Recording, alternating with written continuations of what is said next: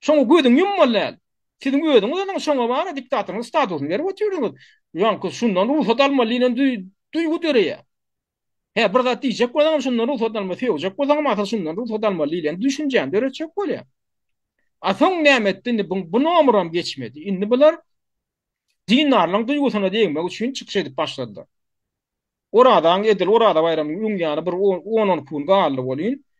18 Mart'ta mı ne? Çıkış edip ayıldıydı. Yine de talibim çıkış ediyor. Bulam çıkış ediyor. Ödem Allah'ın adını ortaya sokup dinarlan duygusuna diyen olup Allah'ın diyeni olur diyen olup nuri.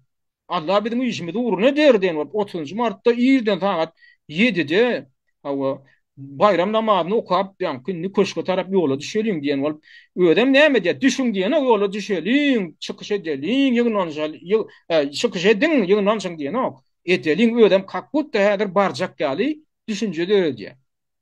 Ödem terin yani Huday hon dinar adamlan duygusuna degip ediyor şu.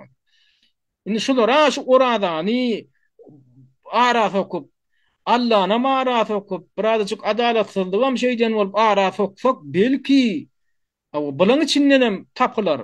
Seredin mehemen nemesin. İlk adatı nemelen içinden gözlüğü adamların içinden. Şimdi belki dinarların içinde bağdır. İçindeki tuzakla bir ağırlayacak. Belki şu tayda Allah'ın adına bir iman, rahatlığı, katıncını yetiştirip bir garım getemedip nemedik koyuverse belki bu içinden çıkar deyip her hil varyantlarını yine görüyor. Beydimek näme bir kanun da döwlet agdalyşyny etmek üçin çykdym. Şonam nagtaya, ünferim şoň sözüne, ýürüýte nagtaya şo sözi. Görýärmi? Size basyp alyň diýe. Şolary ýok ediň diýe. Şonam etseň şolar sehelädir galan bolsa, Jinayet kodeksynyň statýalary hatarlanyp dur. Ine bu ne diýen provokasiýa.